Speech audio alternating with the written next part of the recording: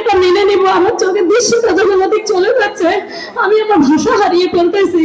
আসলে এখানে বলার মতো ভাষা আমি পাইতেছি না। আসলে আমার 5ই আগস্টে আমি চলে গেছি, আমার সন্তানটা কত কষ্ট করেছে, কিভাবে ওরা মেরেছে, আগুন দাও দাও করে চলতেছে। আমার বুকের ভিতরে আগুন চলতে আছে।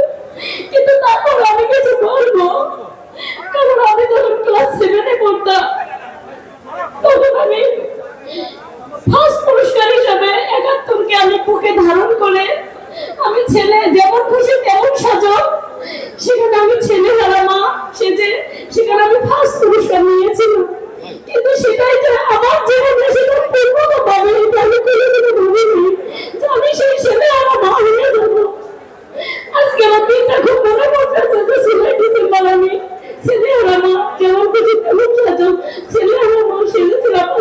আজকে সত্যি একজন ছেলে হারা মা। আমি নিজেকে সামনে নিতে পারতেছিলাম যে ছেলে হারা কত ব্যথা।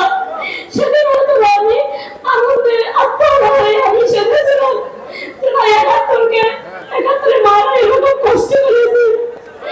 সেই দৃশ্যটাকে তুলে ধরতে গিয়ে আজকে আমি 24-এর মা শুধু ছেলে হারার মায়ের হয়ে গেলাম। হয়তো আমার কপালে এতটুকু ছিল, সেই পূর্ণতাই আমি পেয়েছি। কিন্তু আমার সন্তানকে যেভাবে মেরেছেন, আমি মেনে দিতে পারতেছিলাম না। আজকে আমার সন্তান আগুনে এক্ষুনি আছে না কেন ভারতে, এক্ষুনি আছে না দেশ তাদের বাংলাদেশে নিয়ে এসে এই আসলে নারীতে তাকে প্রকাশ্যে দিবারকে তাকে রাস্তাঘাটে আমার ছেলেকে জীবন করে মারা হয়েছে। ঠিক সেরকম করে ফাঁসি দিয়েছিলেন। এই আসলে নারীতে তাকে ফাঁসিতে ঝুলিয়ে শুধু হাতিটা না, তার দোষদের উপর স্পর্শ ছিল।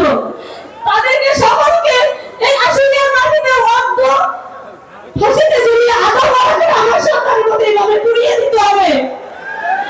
এটা আমি কোর্টের রায় নয়, আমি সকলের মা হিসেবে রায় দিয়ে গেলাম। আমার রায় সকলে মেনে নেন। আমি একজন মা, আমি এই সন্তানের মৃত্যু মেনে নিতে পারতেছি না। আমার বুকে ভয় করতেছে, আমি কথা বলার ভাষা হারিয়ে ফেলেছি। ঈশ্বরীকে আমি একটা দৃশ্য দেখতে চাই না। আর কোন মায়ের সন্তান এইভাবে না পড়ানো হয়। এই সরকারকে এই দেশে নেন, এই আসলে মাটিতে তাকে মারতে হবে। আমি কি যন্ত্রণা করতেছি, আমি আসলে বড় বসে থাকতেছি না। আমার সন্তানকে যেভাবে মেরেছেন, এত করে মারার পরেও আমি দুঃখের সাথে জানাচ্ছি যে সেদিন আমাদের শহীদ পরিবার সোসাইটির পক্ষ থেকে আমরা অনুষ্ঠান করেছি চিন্ময় দ্বীপে, বাংলাদেশ চিন্ময় দ্বীপে। কিন্তু আমাদের উপদেষ্টা কোনো উপদেষ্টা সেখানে উপস্থিত হয় না।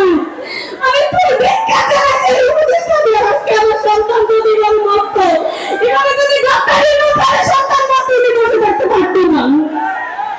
আজকে যদি উপদেষ্টাদের সন্তান মরত, এইভাবে বসে থাকতে পারতো না। কিন্তু আমাদের সেই শহীদ বাবাকে তারা অপমান করেছে।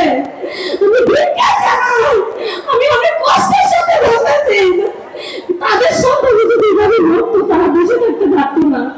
তারা কোনোদিন এইভাবে বসে থাকতে পারতো না। আমাদের বিধবিত অবস্থ আমরা এত নিকৃষ্ট হয়ে গেছে। আল্লাহ আমাদের সন্তান আমরা এভাবে আমাদের প্রোগ্রামে ডক্টর ইউনূস কোনো উপদেষ্টা হাজির হতে পারলো না কেন?